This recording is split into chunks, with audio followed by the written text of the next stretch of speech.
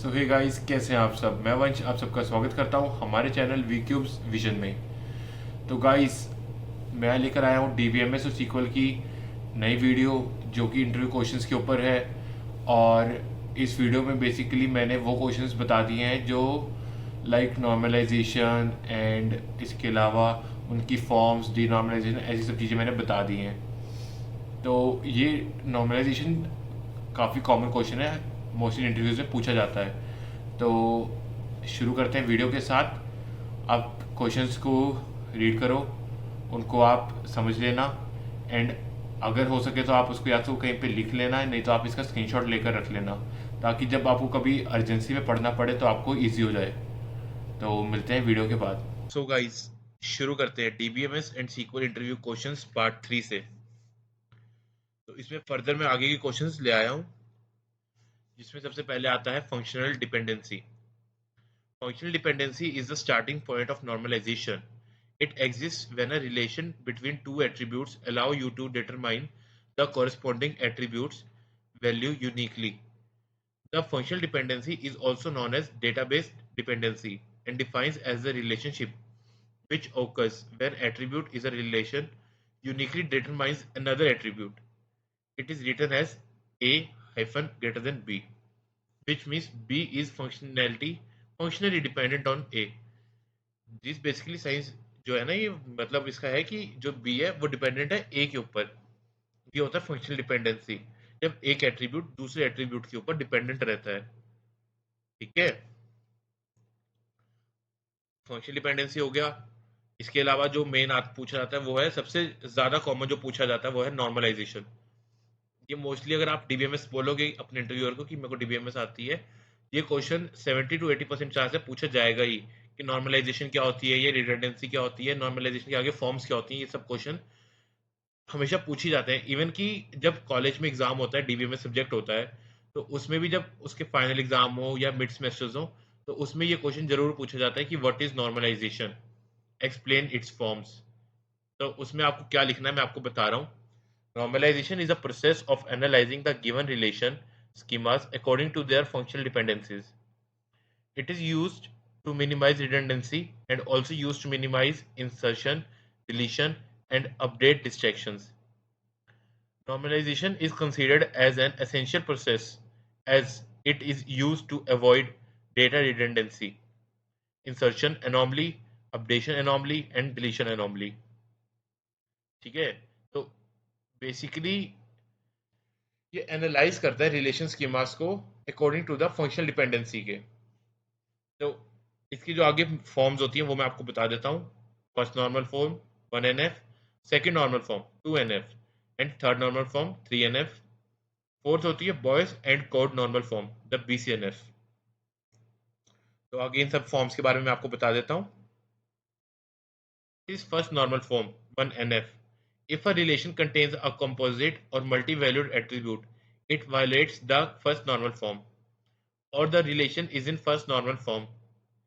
If it does not contain any composite or multi-valued attribute, a relation is in first normal form if every attribute in that relation is single valued attribute.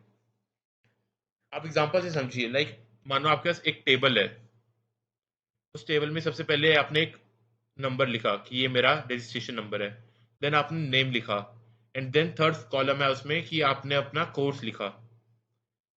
जो first number पे आपने registration number लिखा अपना, like 1, second पे आपने अपना नाम लिखा वंश, एंड थर्ड पे आपने कोर्स लिखा C एंड C++। अगर आपने दो कोर्स लिए हैं तो आप दो उसमें लिख नहीं सकते हो। आपको इसके लिए दो अलग अलग एंटिटीज, मतलब दो अलग अलग टेबल्स बनाने पड़ेंगे। लाइक एक टेबल बनाया जिसमें आपने कोर्स नेम सिर्फ C दिया कि serial number, registration number 1, name वंश, एंड कॉलम ओनली C। ऐसे ही एक और टेबल बनेगा जहां पर रजिस्ट्रेशन नंबर तो सेम रहेगा 1, एंड नेम भी सेम रहेगा वंश, और कोर्स एक और हो गया है C++।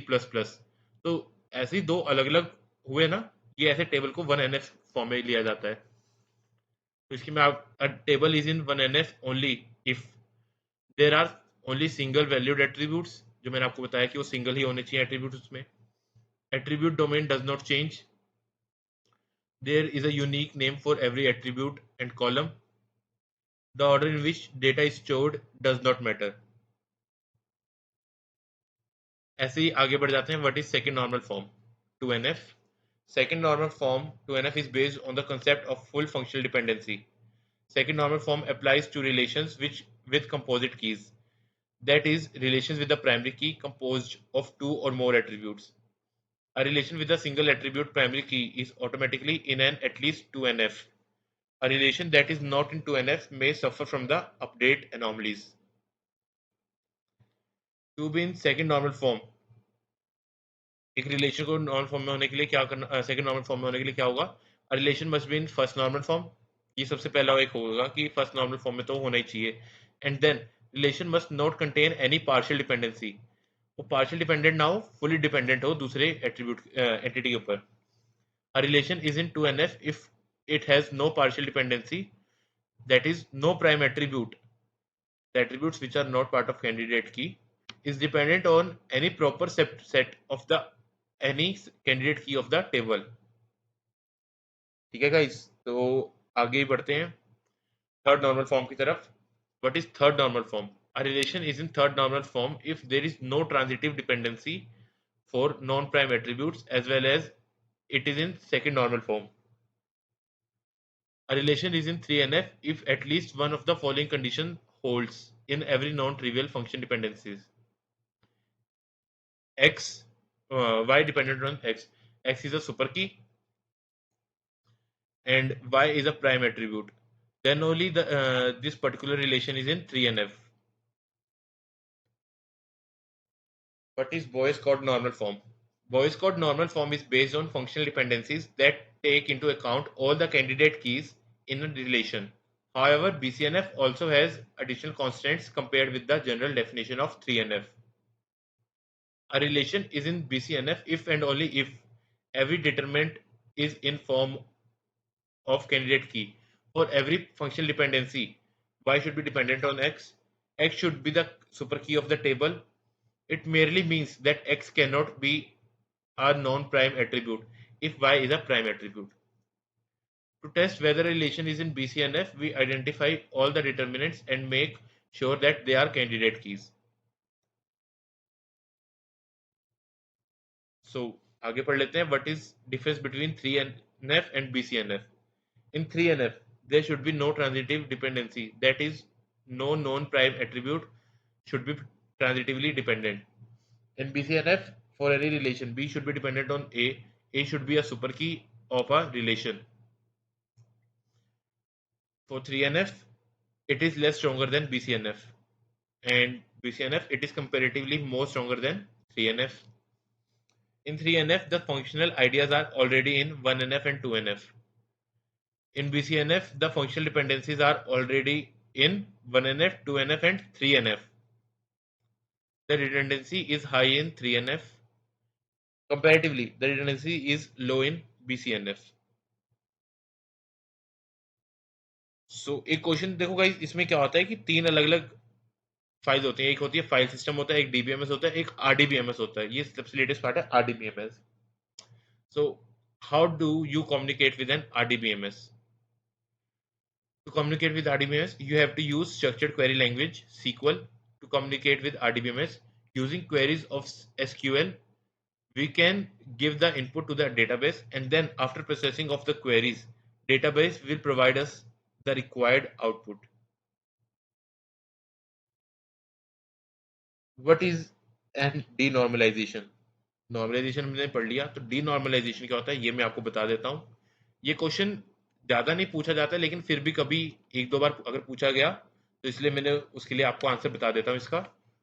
Denormalisation is a process of boosting of database performance and adding of redundant data which helps to get rid of complex data. Denormalization is a part of database optimization technique. This process is used to avoid the use of complex and costly joins. Denormalization doesn't refer to the thought of not to normalize. Instead of that, denormalization takes place after the normalization. So, what do you understand by data model? The question है most probably हमारा. The data model is specified as a collection of conceptual tools for describing data relationships, data semantics, and constants. These models are used to describe the relationship between the entities and their attributes. So guys, ये हमारा last question था यहाँ पर, and DBMS mostly cover हो गई है. इसके अलावा अगर कुछ रह गया है तो वो है कीज एंड एसिड प्रॉपर्टीज, जो इंपॉर्टेंट है वो मैं आपको नेक्स्ट वीडियो में बता दूंगा.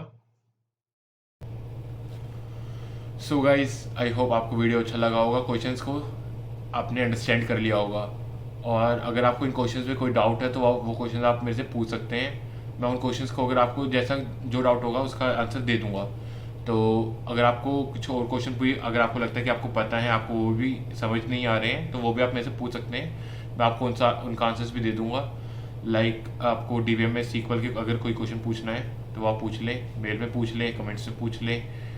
तो बस फर्दर क्वेश्चंस मैं ले आऊँगा. लाइक अब मेन टॉपिक जो रह गया है वो मैंने शायद क्वेश्चन वाली वीडियो में बता दिया था. मैं यहाँ पर दोबारा बता देता हूँ कि कीज़ वाला एक टॉपिक रह गया है, ऐसी प्रॉपर्टीज़ वाला एक टॉपिक रह गया है. मेन दो ही टॉपिक रह गए हैं डीबीएमएस के. इसके बाद हम सीक्वल के क्वेश्चंस को शुरू कर सकेंगे. तो बस फिर आज की वीडियो में इतना ही. घर में रहें, सेफ रहें. अब तो मोस्टली कॉलेज वगैरह भी खुल गए हैं, कॉलेज ऑफिस. तो फर्दर अपने सब्जेक्ट के लिए तैयारी कर रहे हो डीबीएमएस के, या फिर आप अपने इंटरव्यूज़ के लिए तैयारी कर रहे हो, आप मेरे वीडियोज़ के रेफरेंस से उसकी हेल्प ले सकते हैं. और बाकी मैं तो हूँ ही आपकी हेल्प करने के लिए. तो वीडियो में इतना ही. So guys, like, share and subscribe our channel. Thank you.